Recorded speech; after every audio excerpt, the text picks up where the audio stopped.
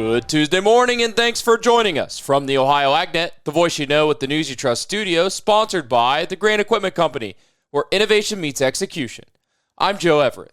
Well, it is downright cold here this morning on the farm. I have 1 degree on the thermometer, but I will say it might be a little easier waking up this morning in the cold if you're an Ohio State fan, because last night they were crowned national champions over the Notre Dame Fighting Irish. Now looking at the calendar, tune in tomorrow for our next monthly check-in with Farm Credit Mid-America for this week's topic on risk management. Well, President Trump, being inaugurated as the 47th president, says that the golden age is beginning as he seeks to peel back the last 4 years. He highlighted several immediate executive orders he is signing on immigration, energy, trade, and government bureaucracy. He wants to bring down fuel prices while cutting off illegal border crossings and ending trade imbalances by raising revenues from imports. As for trade and tariffs, Trump said that he would immediately establish the External Revenue Service to collect tariffs and taxes from other countries. Contrary to statements made throughout his campaign and transition, Trump opted not to start his inaugural day with a new round of tariffs. Instead, Trump issued a memorandum to examine the U.S. trade relationships with China, Canada, and Mexico and report back ways to reduce the trade deficits with the three countries. As for energy, an executive order will declare a national energy emergency that is meant to spur more electricity and petroleum production.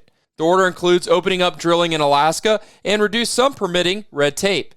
Trump said the order will usher in more manufacturing. He said the U.S. has the largest deposits of oil and natural gas in the world, and we are going to use it. The average national gas price is $3.13 a gallon now, according to AAA, up from $3.08 a gallon a year ago, and 80 cents a gallon higher than January 2017 when Trump first took office. As for immigration, U.S. farmers and food companies are among the business interests concerned about how Trump's plan for immigration will affect agricultural workers. As for the economic numbers, the agricultural economy is struggling with commodity prices, though corn prices have seen a recent rally since Election Day. DTN's National Corn Index has moved from $3.92 a bushel to $4.52 a bushel on Monday, and that is the highest price since December of 2023. Net farm income, according to USDA's most recent forecast, is pegged at just under $141 billion nationally for 2024, down from a record $193 billion in 2022. Crop receipts have fallen $25 billion in the past year, mainly due to lower prices for corn and soybeans. Livestock receipts, however, have risen by $21 billion in the last year. Stay tuned. We'll be back to take a look at today's weather after this. Hey, pork producers, it's almost time for the 2025 Ohio Pork Congress, your connection to all things pork. It's back in Lima, Ohio on February 4th and 5th with the latest on swine health, facility management, economics, and product innovation, all within the largest pork industry trade show in the region. So make plans now to join us at Veterans Memorial Convention Center by going to ohioporkcongress.org for more information and early registration discounts on tickets. We'll see you in Lima. Nearly 90% of farmers say that financial worries, constantly changing market conditions, and other uncontrollable variables take a toll on their mental well-being.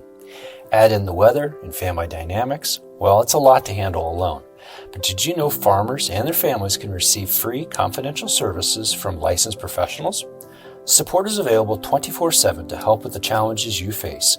Look for Farm Family Wellness Alliance under the Resources tab at farmfoundation.org. Take care of yourself. Your well-being matters. Today's weather brought to us by Seed Consultants. Simply better performance online at seedconsultants.com. Here's the forecast.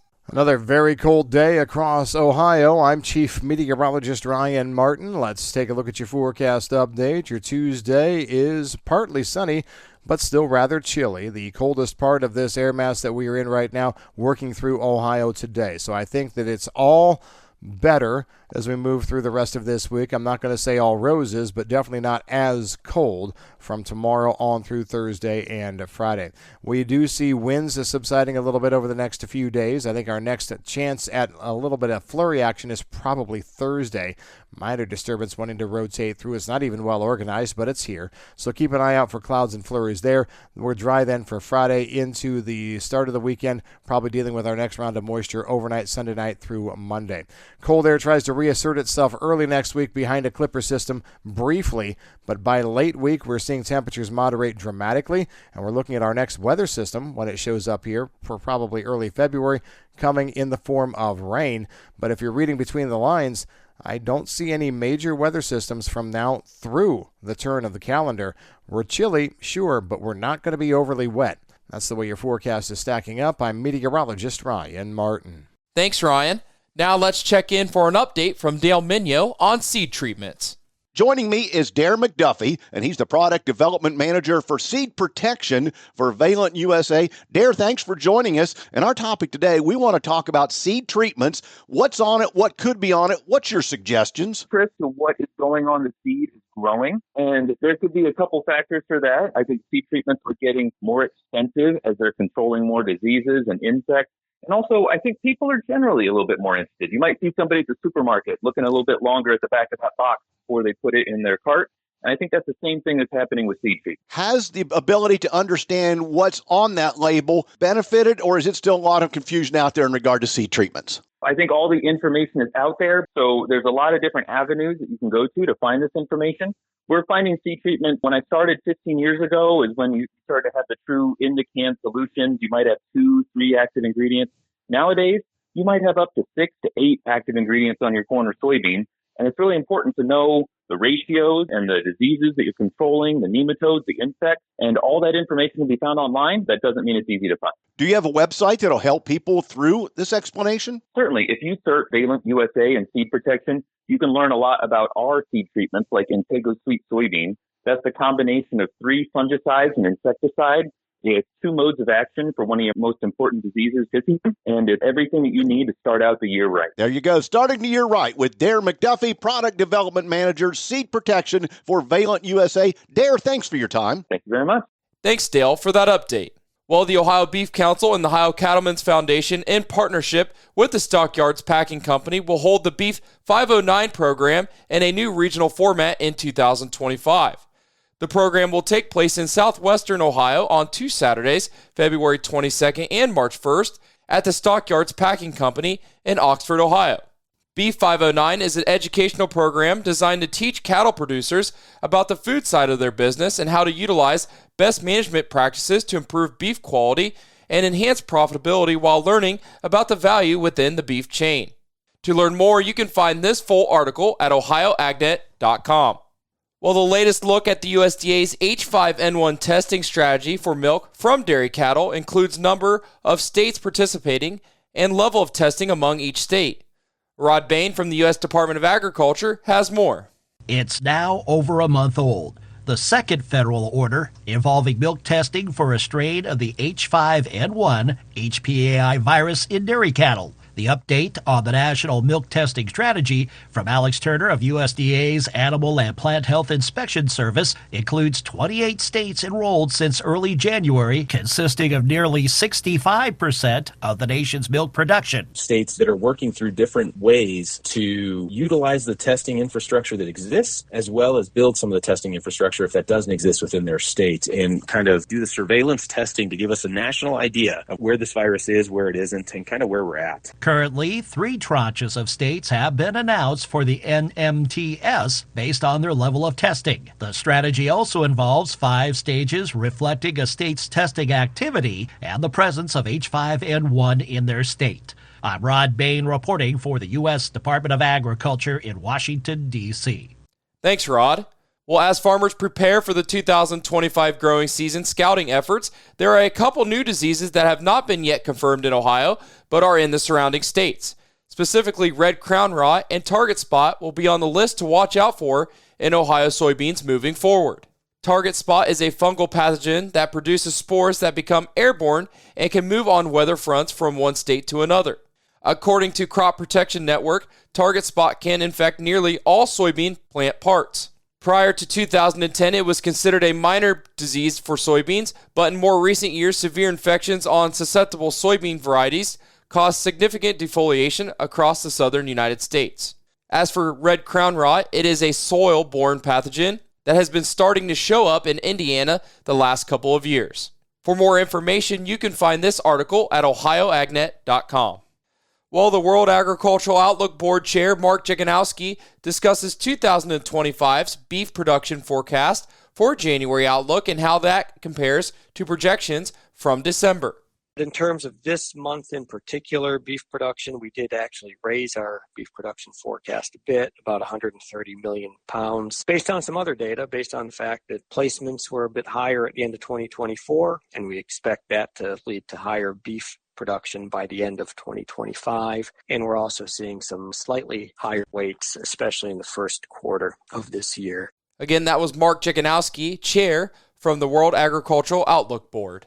Stay tuned. We'll be back with the grain analysis in your overnight markets after this. Morton Buildings is holding their annual Building Value Day sales event running now through the end of February. Morton Buildings are built stronger, last longer, and look better. So if you're planning for a garage, farm shop, stall barn, a storage building for your RV, boat, or collectibles, or anything in between, act now and contact one of their 4 Ohio offices by visiting mortonbuildings.com or call 800-447-7436 to take advantage of their current savings on select new buildings. Certain restrictions may apply. This offer is available on select building styles. Contact your local construction center for more details.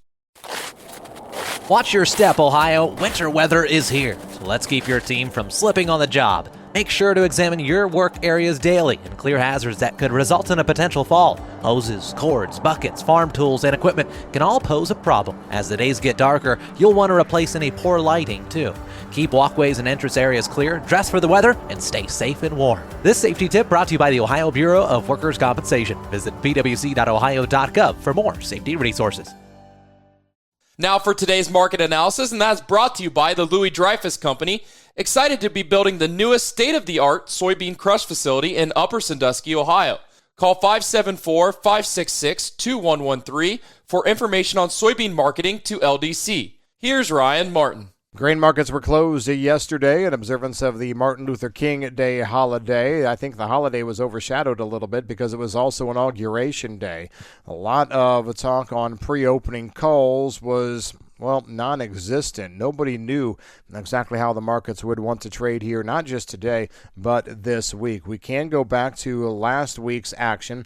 On a Friday, a call between President Trump and Chinese President Xi was viewed as non-contentious, and so some measure of pessimism surrounding U.S.-Chinese trade policy was shed last Friday. That's one of the main reasons why we closed higher. Over the weekend, of course, you had the TikTok ban that seemed to have been successfully negotiated around, and once again, a lot of comments after the fact were thanking President Trump. Even the platform itself did that. So I think there's some hope, but it all comes down to what happens here in the next 12, 24, 36 hours after the inauguration yesterday.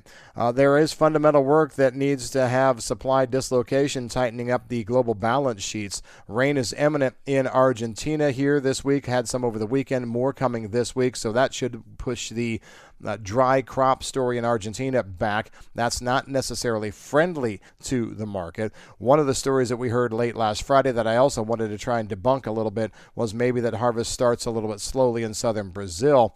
I'm hearing that it's going to be right on time to maybe even a couple of days early overall. Outside of this, it really is the headline risk that we are going to be dealing with through this week. Also on the docket, cold air. Cold air is going to really hamstring grain loadings in the Eastern Corn Belt, Central Eastern Corn Belt here this week. Has already done so out west and actually through our area even, but we've got cold air that lingers through probably Thursday before temperatures ease to finish the week. I'm Ryan Martin. Thanks, Ryan. Now let's take a look at your overnight trade brought to us by Seed Consultants. Simply better performance online at seedconsultants.com. Well, things are positive in Chicago since Trump's inauguration yesterday. Let's start off with March corn, $4.89, up 4 3/4. May corn, $4.98, up 5. Nice gains in soybeans. March soybeans, $10.47.5, up 13.5. May soybeans, $10.57.5, up 12 3/4. March wheat, $5.48, up 9 1/4. July wheat, $5.68 3/4, up 8 1/4. Now looking at livestock from Friday's close. February live cattle $196.75, up 15 cents. April live cattle $197.50, down 17 cents. February lean hogs $81.12, down $1.17. April lean hogs $88.32, down $2.22. March feeder cattle $268, up 32 cents. April feeder cattle 268.12, down 7 cents. Thanks for joining us. This is the Ohio AgNet.